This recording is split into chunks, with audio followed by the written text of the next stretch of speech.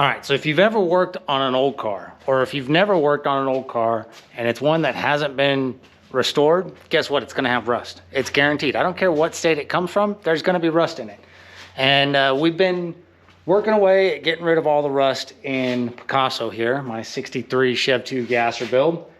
And today I figured I'd show you a little bit more in detail on one floor pan patch, because once you have the idea on how each of the steps involved with doing a patch panel, it's you just apply that over and over again. And, well, there's quite a few patch panels to do on this car. There's no reason to show the whole process for all of them, but I realized I haven't shown the process in detail on any of them. So let me show you what I've got. I did already do the first step on this patch panel, which is cutting out the section I'm going to replace, but here's a time lapse of getting that done, and then I'll show you where we're going from there.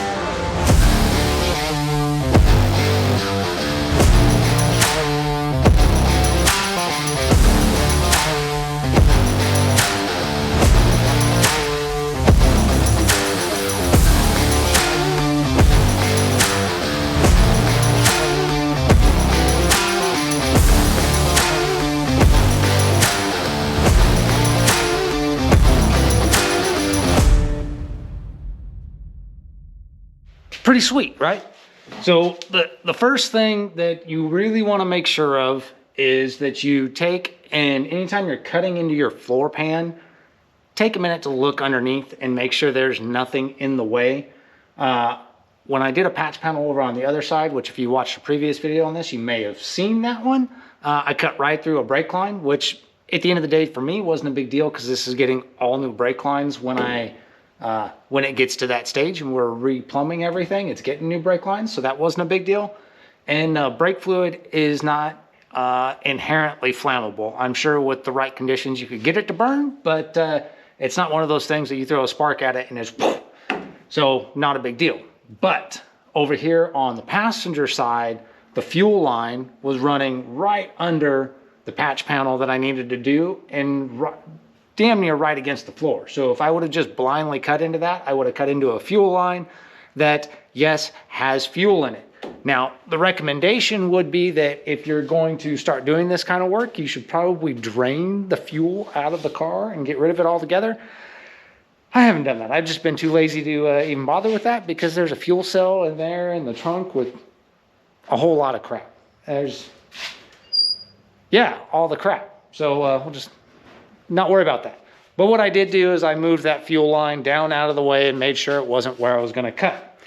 And then while you're at it, look at what else is around, because ultimately what we're trying to do here is replace some rotten sheet metal, not to have to replace the core structure if the structure components are good.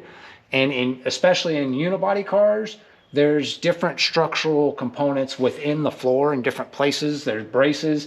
So you want to make sure you're not cutting through something you don't want to cut through. In the case of the patch panel here that I cut out, there is a subframe connector that is in good shape that runs right under the floor there. So you got to make sure you can't just blindly plunge cut through. Otherwise I would have cut right through my subframe connector. So we didn't do that. That did make things a little bit interesting. You'll notice that I used two different tools to get the job done cutting it out. One is the good old fancy, old faithful 4.5 inch grinder. If you've got one of these, cordless is the way to go. It's really convenient as far as being able to get all the different angles that you want to get at. And then the second tool that I used for this job is my little handy dandy body saw. This was a pneumatic one. They do make them in electric, and you might even be able to get them in cordless. I haven't looked for one because I don't use this a ton, but when you need it, it works great, especially when you're trying to cut curves. However, you'll notice that that's got a blade that sticks out a couple inches, and usually to make these work well so that they don't jump around on you real bad, you plunge the blade, you know, 1/2 to 3/4 of the way through the material, which again, where we were working wasn't always an option because of the subframe connector down underneath. But that body saw does work really good to cut curves. And so, you know, different tools for different jobs, and there's ways to do it. Big thing is take your time so that you don't cut up something you don't want to cut up and make more work for yourself. All right, so here's the patch panel, or the existing panel that I cut out. I have it held in place with a couple of magnets right now just to kind of show you what was there. And the idea here is you'll notice that everything, well, you probably can't really see it all that well, and you can't even see the cancer in it that bad because of the various colors here. So we'll get this out of here in just a second and show it to you in better lighting so you can see how cancerous this piece is and why I'm replacing it. But the idea here is try and avoid making 90-degree corners. Ultimately, a rounded corner, once it's all welded back together, is going to be a stronger joint than a 90-degree corner. It eliminates some of the high stresses that you get in the material when you're sucking everything together on a hard corner. So if you can do rounded corners, that's great. They are a little bit more time consuming to do, but it is ultimately a better way to go. I'll get these magnets out of here, and now you can see what that opening looks like.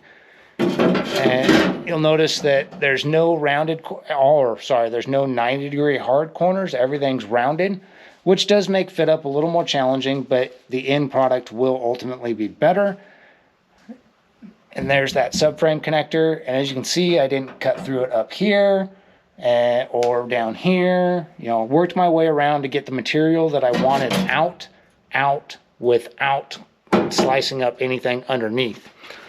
So let's I'll take you over here to where there's some sunlight, and you'll be able to see a lot better why this piece had to go away and some of the reasons why.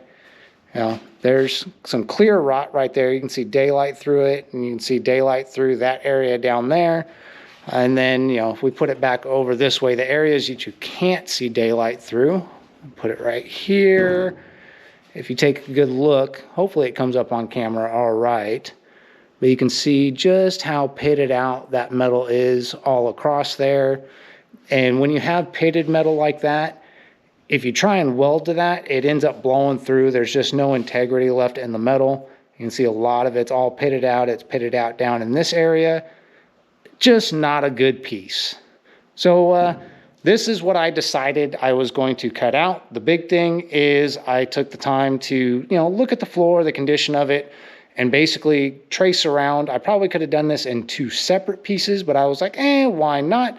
We'll go ahead and try and do it in one piece, because conveniently for this patch, I actually have a replacement pan that wasn't used when I did the front section, the toe board area on the passenger side. I still had the back section, which is going to have, for the most part, the right curves for this piece. So this panel might look a little bit grimy. It's just red dirt because, you know, my scrap pile storage locations aren't exactly climate controlled.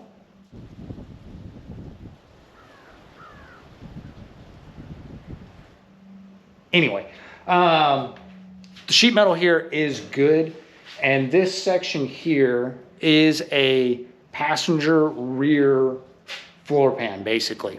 This is the footwell, which is exactly where this piece came from, and it has the matching stamping marks in it. So I'll be able to take this piece, precisely place it so that it fits right into the existing stamping marks on this pan. And now I know exactly, and I'll be able to get the shape, because there's a little bit of a curvature this way. You can see that kind of right here. You can see it's got some curve that way. It's also got a little bit of curve this way. And I'm also going to be working around the body drain, which this one I probably won't cut out or the factory floor stamp, the plug, whatever you call these. But we're gonna hide the weld right on that seam, which is why I ended up cutting it along that edge. It'll make it to where it cleans up real nice. And then we'll work out and we'll hide the weld along this edge here, and all of that will get replaced with nice new metal that's got at least a pretty close account for the shape that's going to be needed in the car, and that's going to reduce some of the metal forming work that would be needed if you were just trying to do this patch with plain sheet metal. But it is doable with sheet metal. It just takes a lot more time to actually create the piece, and you probably would want to do it in separate pieces, because this portion right here, trying to create that with the rest of this would be a pretty challenging patch to make, especially if you're not well equipped with a bunch of metal forming tools. Here's an important part in this process, is I've got my patch, or what will become my patch, my piece that I'm going to replace, and I know how it lines up on this panel. But if I just hardline this and match it exactly, then it doesn't leave me any material to work to actually fit into the car to get the patch fit just right. So everything is good and the alignment's good, because there's a few edges in there I'll have to clean up a little bit from having to cut them out. They're a little bit rough, which means I'm going to lose a little bit of material. Plus you also lose the material width of the blade for your cutting wheel or the blade on your body saw. So what I'm going to end up doing is I'm going to rough this probably about a 1/4 inch bigger than, which you can't even see that mark, I'm sure of it, but I'm probably going to leave an 1/8 inch, not a 1/4 inch, an 1/8 inch of extra material all the way around this piece when it's in its finished form, and then final fit it in the car in place, which is kind of an in and out process to the hole it's got to fill. You put it in, take it out, put it in, and take it out over and over again, taking a little bit of material out here and there. But ultimately, that's how you're going to get the best fitting patch panel that's going to be the easiest to weld in, clean up, and make it look like it was always there. So initially, this will start with a rough cut that's just going to get this section out, and then we'll start cutting away all the excess material, get it down to where it's just got that little bit of excess, and then we'll take it over to the car and, you know, put it in and start the process of fitting it to the floor. It's not that bad. It is a little time consuming, but really you don't need any special tools. A grinder and a grinder. Did I mention grinder?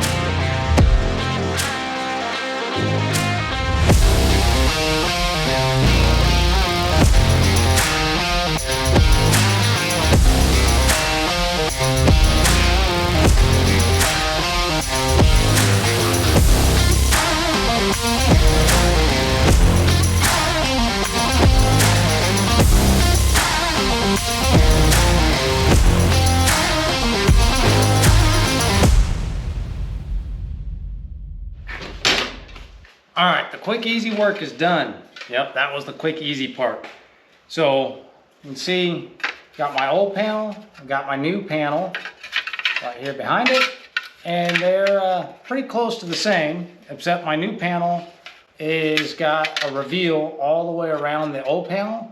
That is going to be the slow, tedious part, where we're going to sit down in the car and we're going to start taking those edges off and working it down until the new piece fits our opening just right. But before we even start actually the fitting, we'll go do final cleanup on our opening in the car so that we got good clean edges to work with and we know where we're at before we start taking off the little bit of excess that we left on our new patch panel.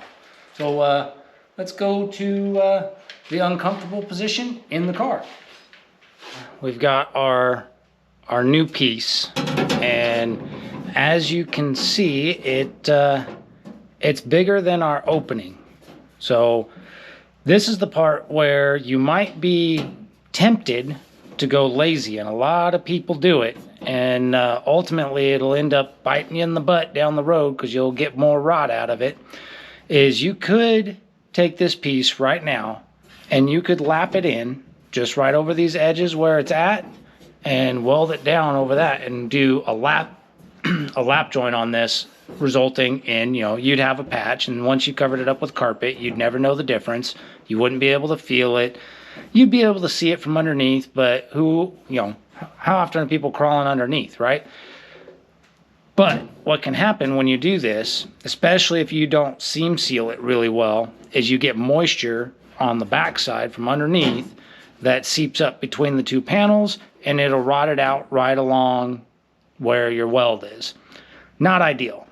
So what we're gonna do is, the first thing I'm gonna do is I'm gonna use this particular tool here, a little die grinder with sanding disc on it, and I'm gonna clean up all these edges, get rid of the burrs from cutting the original panel out, get it all prepped and ready, make sure that's all shaped right. And another tool that can come in handy is a carbide cutter for getting into some of the areas like right here where it's real close to the subframe connector. To clean those edges up, it might be easier to use the carbide burr to get in here and clean that versus trying to get the edge of my little flap disc in there on that curve where there's no depth for me to work with. Once those edges are all cleaned up, then we'll move back over to our new panel and we'll start shaping it. We'll start with edges that are going to be more challenging to line up, which is a little bit right in this region. So we'll get that cleaned up to where we're happy with it, and we'll work our way out from there, leaving the excess that's out on this side and out along here to be the last to be cleaned up. That way we're working, basically one direction out. If you try and work both at the same time, what'll end up happening is you'll make your panel too small and have a big gap to fill. Now this part is very time consuming. The more complicated your patch is, like this one I've got here, it's got a whole lot of different sides on it to get lined up. This is gonna take a while to get this shaped right, to actually splice in and have a nice flush mount with a good gap or an appropriate gap on all sides is going to be time consuming.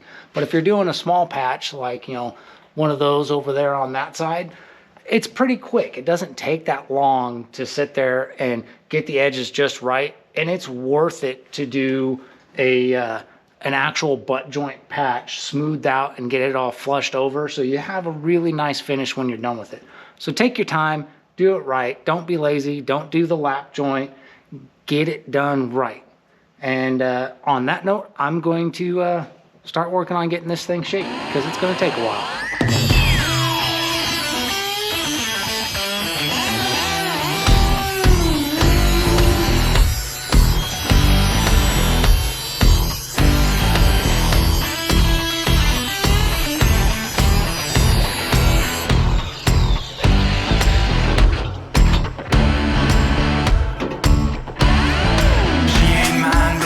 Fine, gonna take some time, gonna make her mine, gonna make her mine.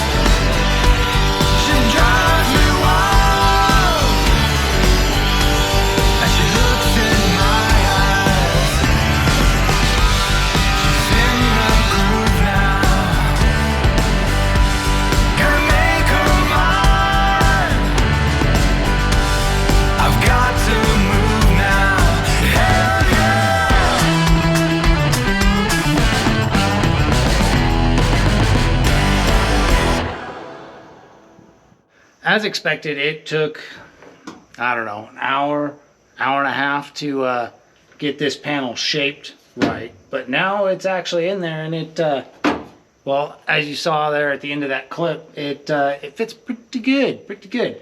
And the next step is a pretty simple one. You can probably guess, but we got to get it tacked in there. I got my little whip out for my little Dolly MIG welder, and we're gonna start working this piece in. I don't think we'll get it fully welded today, but don't worry, I'll show you my process of how I would finish that after we get this set in place. But it's just a time-consuming thing, so just take your time, get it fit, and you know, it's tedious, I know, but it's what makes all the difference, is putting that effort into it. A closer look at how I'm going to do this is, like I said, this weld right here is going to end up getting right on that rounded seam, and that one's going to be a little bit iffy because this new piece isn't quite the exact same curvature of the floor pan that's in here, so we'll have to work it a little bit and kind of flex it into place for some of these spots that don't line up. You can see it kind of dropped right there, and I can push it back up to where it's supposed to be. So what I'll probably end up doing is this side right here lines up really good and square, so I'll start over here and get this locked in, and then I'll move over here, get this side locked in, and work my way around, just locking it all up. You know, probably a couple spot welds here, a couple there, and space them out all the way around until I get the piece fully locked on all sides with, you know, a couple of little spot welds. Once that's there, then you can start really skipping around and filling it all in. And it'll take a while to do a piece this size. It takes a while to do all the welds. To do it right, you really want to do spot welds for most of it. You can, in some areas, you can run short beads like back here because there's a lot of metal, a lot of curvature. You're not going to really distort any of this by running a short bead. But realistically, to avoid blowing through on some of the older metal that might be a little bit weak or a little bit porous, a spot weld's probably still your best bet for pretty much all of this patch. So I'll get the camera set up over on the other side of the car, looking across. We'll do some work here. You can see how I do it, and then I'll show you on one of those that's already finished how I do the final steps of cleaning up the weld and ultimately pretty much making it look like the piece was always there, other than you can see a distinct difference between new metal and old metal, but we can make the welds pretty much go away completely. So yeah, let's get this done.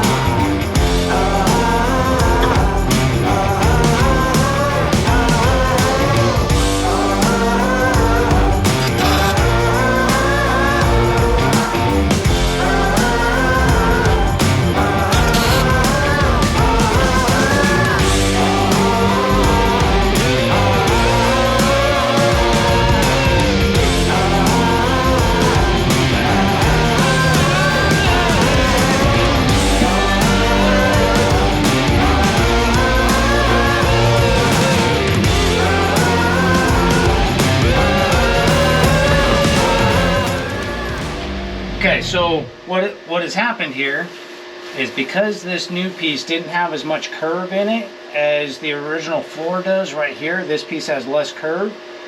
When I spot welded it in here, it pulled it down and it made this side all real tight, and I didn't like the way that one weld was, so I cut that one spot weld out right there, and I went and I put a couple of welds in up at this end, which has raised this whole piece up because it's missing that curve that happens right here. So I'm going to take my dolly that's got a nice curve to it, and I'm going to use it like a hammer right here on the top with another dolly down underneath, and we're going to see if we can put a little bit of a curve in here, which should stretch this piece a little bit, and hopefully it'll pull this edge over away a little bit, and we'll get our weld gap back right here in this corner. I mean, it's still there, you could still flush weld it, but it's a really tight seam, so getting a good weld in there will be a little bit challenging. But by knocking this down right here, we should open that just a little bit and also get that curve that we need in this piece all at one time. So we'll see. I'm just kind of going for it. We'll see where we end up.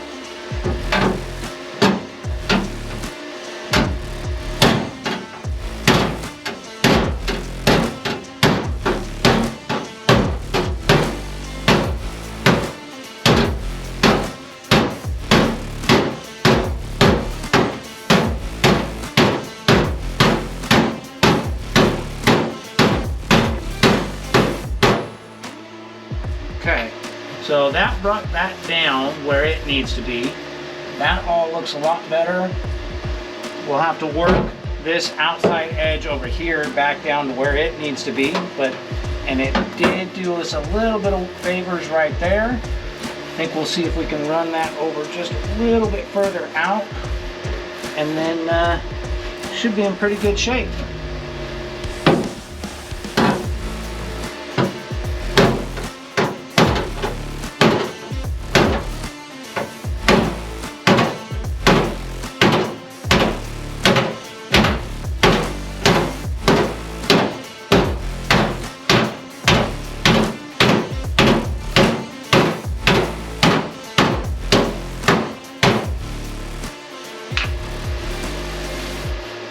That all looks much better. Okay, throw a few more welds at it and see where we end up. We still got to get this side to pull down, but we're getting a lot closer to where we need to be.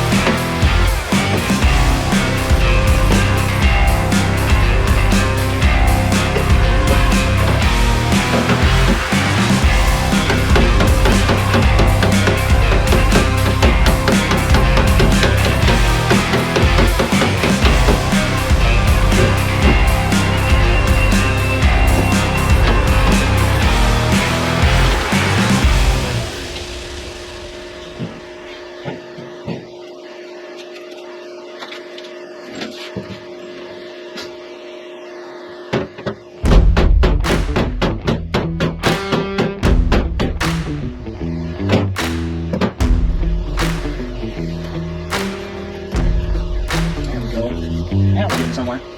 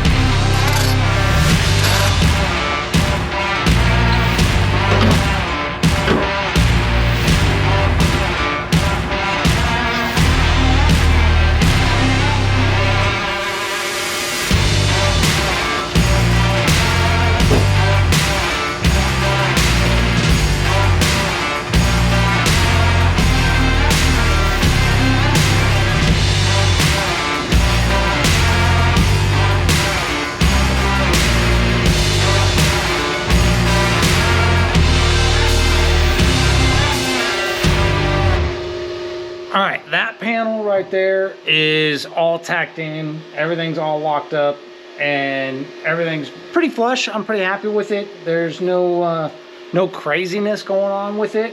We did have to do a little bit of beating on it to get it to shape right, because the replacement pan didn't quite have the exact same compound curvatures going on that the factory pan had.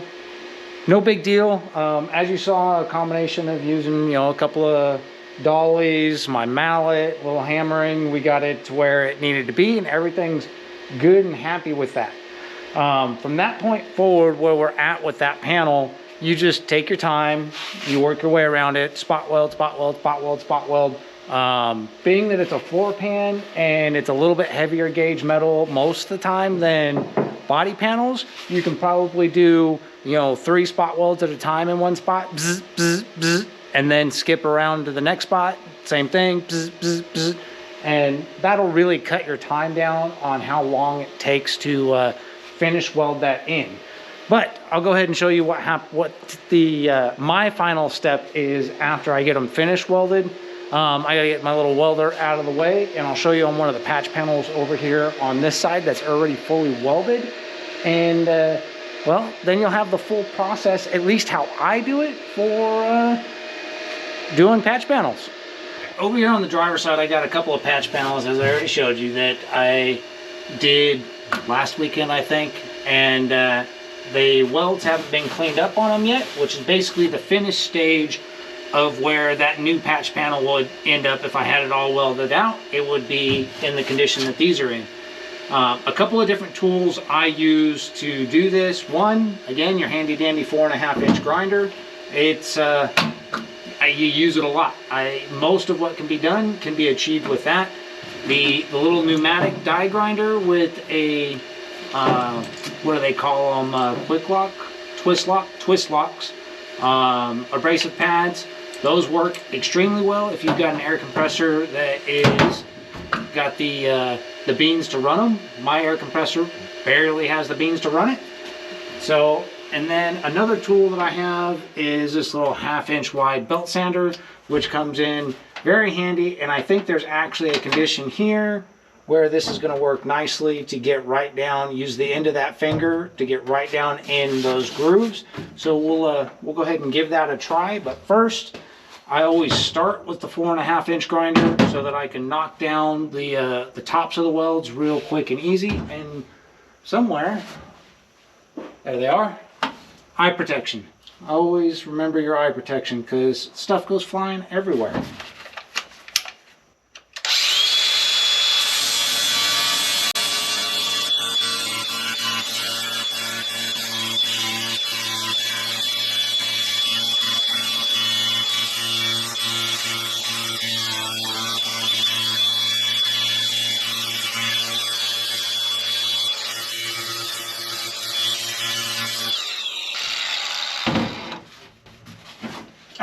Because this is just a bunch of repetitive, once you get the idea, I'm not going to do the whole thing. I'm just going to do the one side here, and we should be able to get a decent before and after. Odds are this is going to kick my air compressor on, so it's going to be real noisy. And then once the air compressor turns back off and we're done with this, we'll go to the next step.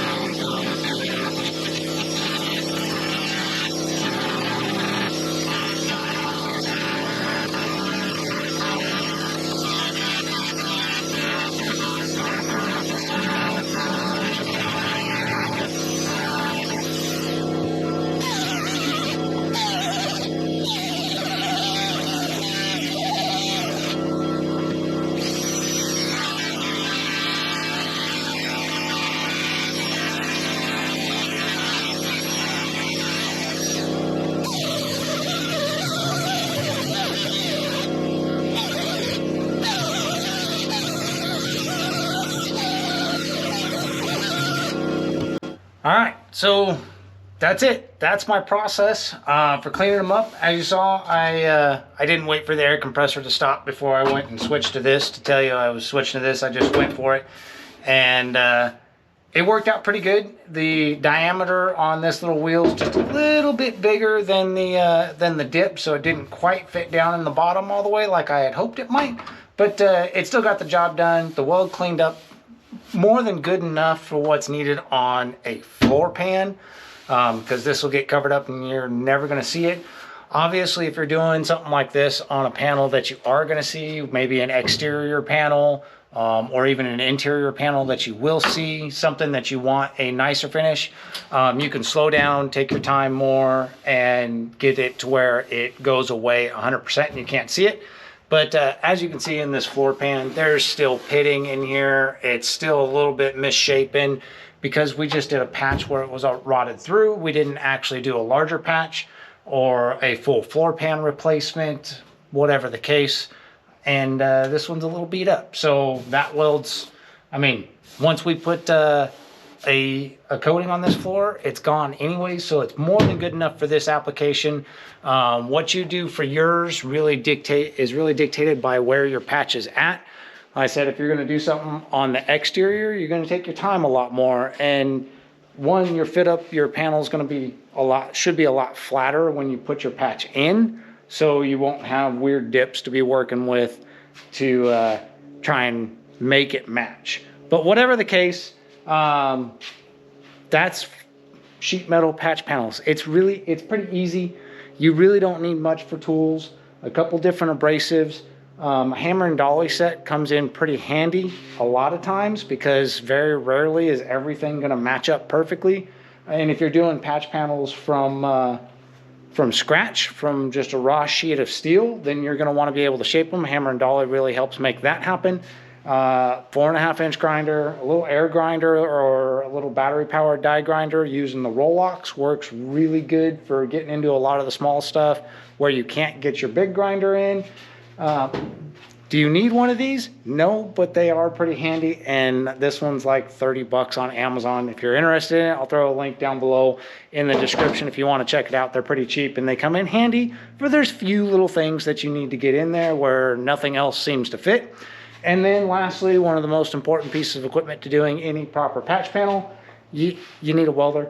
You don't need anything fancy. This is a little MIG welder off of Amazon. Nothing fancy. It's no multi-$1,000 MIG, big blue box brand or big red box brand welder, and it works great. Gets the job done really nice, and there's no complaints there.